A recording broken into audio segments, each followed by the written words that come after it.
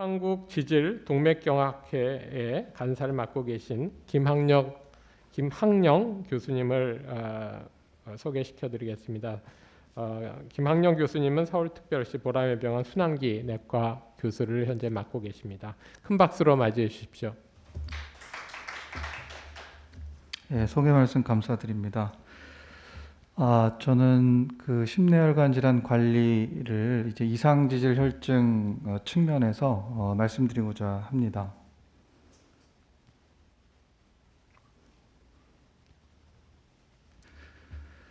네, 그 암 질환에 이어서 심내혈관이 각각 우리나라 사망 원인의 2위, 4위를 랭크하고 있고요. 진료비 차원에서 보면 암 질환보다도 이런 심내혈관 질환에 드는 비용이 더 많습니다.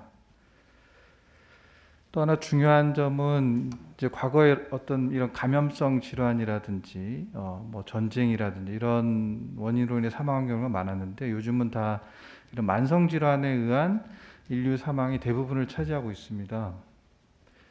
특히 이런 심내혈관 질환이 그 중에 이런 만성 질환 관리 측면에서 그 고혈압이라든지 당뇨병, 이상질 혈증이 상당히 큰 기여를 하고 있다라고 할 수 있겠습니다.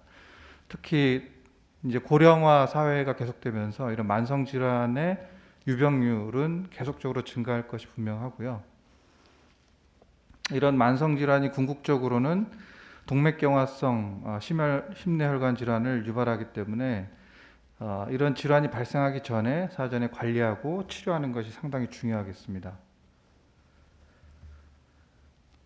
동맥경화가 진행되는 혈관의 단면을 모식도로 보여드리고 있습니다. 보시면 혈중에 콜레스테롤, LDL 콜레스테롤이 가장 중요한 역할을 합니다. 그래서 이런 내피세포 기능장애가 있을 경우에 이 콜레스테롤이 그 내피세포 하부를 침범을 하면서 그쪽에서 이제 염증 반응이 시작이 되게 되고 그로 인해서 이제 죽상동맥경화증이 이제 생기고 진행을 하게 되는 것입니다.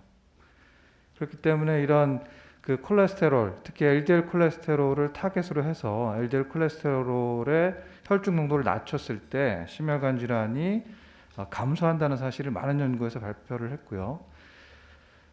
이런 콜레스테롤 기준으로 했을 때 우리가 고혈압이라든지 당뇨병, 흡연율의 어떤 증가에 비해서 이런 이상지질 혈증의 유병률의 우리나라의 증가가 가장 가파르다는 것입니다.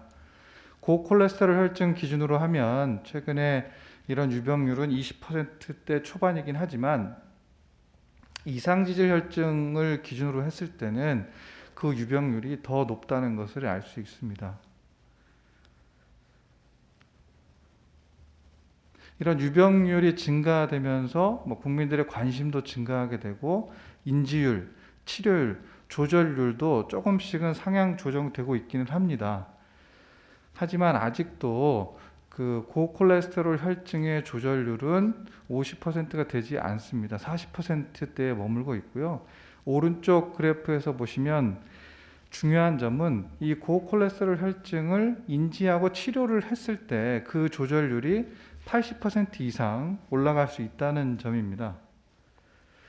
최근에 많은 약제들이 개발되었는데 특히 이런 스타틴의 경우에는 LDL 콜레스테롤을 50% 이상 아주 효과적으로 낮출 수 있기 때문에 이상지질 혈증에 대해서 치료를 받아야 되겠다 인지를 하고 생활요법이나 약물 치료를 하게 되면 효과적으로 그 수치를 낮추고 궁극적으로는 심내혈관 질환 발생을 낮출 수 있기 때문에 상당히 중요한 사항이라고 할 수 있겠습니다.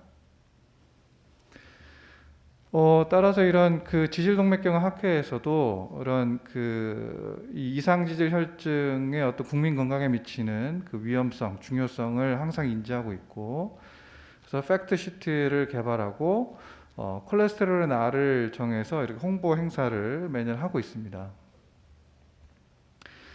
그 해외의 경우를 보면 해외에도 이런 심내혈관 질환 관리에 관한 여러 가지 제도라든지 지침들이 있습니다. 특히 미국의 경우를 보면 미국이나 이제 WHO의 경우를 보면 대부분 고혈압과 고콜레스테롤 혈증에 대해서 조금 더 자세하게 그 위험성을 제시하고 스타틴 사용률이라든지 그 콜레스테롤 레벨 그 관리 지표로서 제시를 많이 하고 있습니다.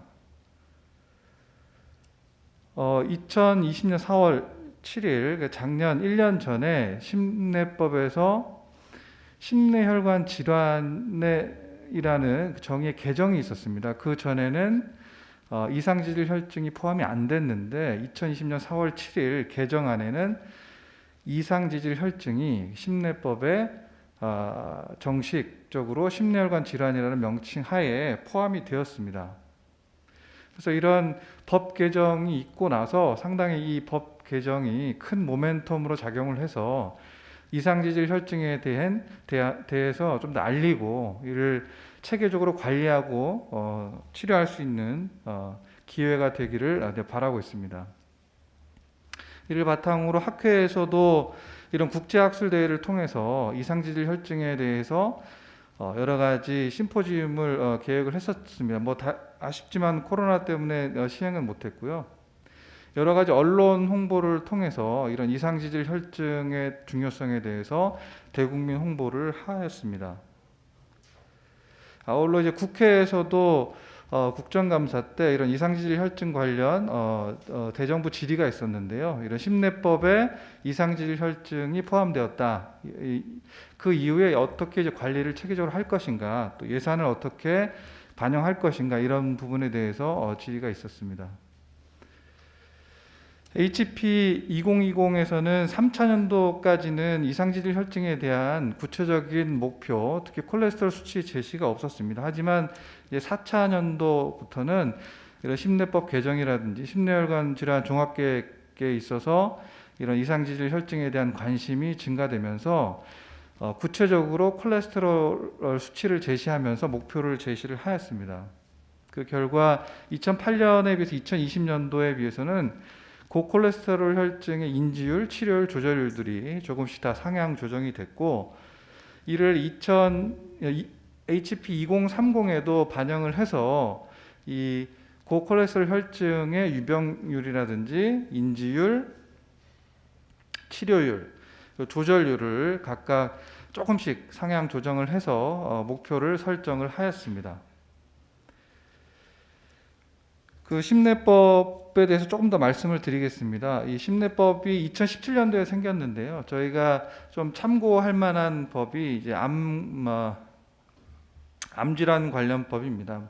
사망률 1위인 암질환 관련법은 2003년도에 훨씬 전에 생겼습니다. 보시면 각 항목에 대해서 사이드 바이 사이드로 비교를 해보면 그 암관리법에 있는 내용이 심내법에도 전부 다 있습니다. 각 항에. 그래서 보시면 암연구사업, 심내혈관 질환 연구사업 다 있습니다. 하지만 자세히 보시면 문구가 조금 다릅니다. 그래서 심내법에는 연구사업을 시행할 수 있다 정도로 되어 있지만 암연구사업은 시행한다, 마련해야 한다.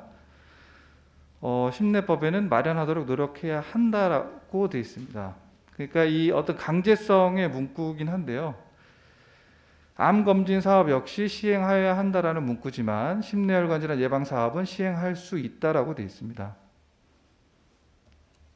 등록 통계 사업도 마찬가지고 책임자가 보건복지부 장관 시행하여야 한다 하지만 심내법에서는 질병관리청장이고 시행할 수 있다라고 되어 있습니다. 그래서 비교를 해보면 물론 이 암관리법이 상당히 오랜 기간 동안 여러 가지 수정, 개선이 있었기 때문에 조금 더 심내법과는 좀 다른 면이 있긴 하지만 우리가 조금 차이점을 좀 바로 알고 인식을 하는 게 중요할 것 같습니다. 그래서 보시면 이런 그 강제성의 그 문구가 할 수 있다, 하여야 한다가 아니라 해야 한다, 마련해야 한다, 시행해야 한다로 궁극적으로는 조금 더 체계화돼야 예산이라든지 인력 보충에 있어서 조금 더 힘이 될 것 같습니다. 그리고 이제 암관리법에서는 국립암센터에 대한 이제 내용이 많이 있습니다. 그래서 국가 차원에서 암관리법을 이제 중앙센터 역할을 국립암센터 하고 있는데요. 심내혈관 질환 심내법에서는 이제 국가 심내혈관 센터가 부재하다는 점이 또 차이점이 되겠습니다. 심내혈관 질환 종합계획에 보시면 많이 나왔던 슬라이드인데요. 거기 고위험군 관리에 고혈압과 당뇨병이 있습니다. 하지만 지금 우리가 심내법이 개정이 됐기 때문에 고혈압, 당뇨병뿐만 아니라 이상지질 혈증도 고혈압, 당뇨병과 함께 조금 더 인텐시브하게 관리를 하고 체계적으로 관리를 해야 될 것이라고 생각합니다. 그래서 이런 강기훈 국회의원도 이런 점을 제시를 했습니다. 이런 법정 질환으로 지정이 됐음에도 불구하고 아직도 이런 예산이라든지 이런 게 상당히 좀 부족하다라고 지적을 하였습니다. 그 이상지질 혈증 진료 지침을 보시면 미국의 경우에 LDL의 수치를 기준으로 하고 있고 항상 이제 리스크 스코어링을 하게 됩니다. 리스크를 따져서 리스크에 따라서 어떻게 치료를 할 것인지 결정을 하고 있고요. 유럽도 마찬가지입니다. LDL을 기준으로 하고 있고 리스크 스코어링을 해서 환자의 리스크에 따라서 타겟, 고를 정하고 있습니다. 우리나라의 경우에 타겟은 LDL로 하고 있습니다. 하지만 리스크 스코어링을 하지 않습니다. 그 내용은 빠져 있습니다. 물론 이제 국내에서도 일부 어떤 한국인을 대상으로 한 심뇌혈관 질환 예측 모델을 구현한 데이터들이 있긴 하지만 아직 검증이 잘 됐고 바이아스가 있기 때문에 이제 가이드라인에 반영을 못 하고 있습니다. 일본의 경우에 보시면 일본의 경우도 스위타 스코어라 그래서 오사카 지방에 있는 한 5,000명 정도 코호트를 건강한 사람 코호트 집단을 구성을 해서 한 13년 정도 팔로우를 하면서 리스크 스코어링을 자체적으로 만들었고 이를 이상지질 혈증 진료 지침에 반영을 하였습니다. 아까도 말씀드렸지만 LDL이 추세가 이상지질 혈증은 LDL을 낮추는 게 중요하고 LDL을 타겟으로 한 치료제들이 많이 개발이 됐기 때문에 LDL을 바탕으로 진단과 치료 모니터링이 이루어져야 합니다. 하지만 아직도 저희는 그 토탈 콜레스테롤 위주로 이런 보건 사업도 진행되고 있는 상황입니다. 그래서 이런 유럽 가이드라인에서도 토탈 콜레스테롤뿐만 아니라 이런 LDL 콜레스테롤을 측정을 해서 1차적인 스크리닝에도 역시 LDL이 포함되어야 한다라고 주장을 하고 있습니다.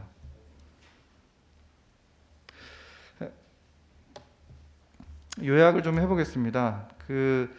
지금 심내법 개정을 통해서 이상지질 혈증이 그 심내법의 심뇌혈관 질환으로 포함이 된 지 1주년이 됐습니다. 그래서 이런 심내법 개정 1주년을 우리가 모멘텀으로 잘 활용을 해서 이상지질 혈증에 대한 홍보를 강화하고 정책을 제안하고 또 학회 활동도 활성화하는 게 중요할 것 같습니다. 특히 이런 심뇌혈관 질환 관리 종합계획에 고혈압과 당뇨병 위주의 어떤 사업이 예정돼 있습니다.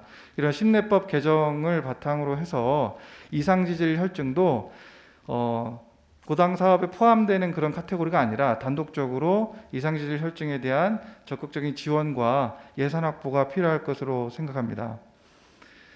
그리고 암관리법과 비교했을 때 아직 우리 심뇌혈관 질환 예방에 관리에 관한 법률은 상당히 그 문구에 있어서도 어떤 그 강제성이 좀 결여된 것 같습니다. 아마 이런 예산이라든지 이런 문제가 있을 것 같은데요.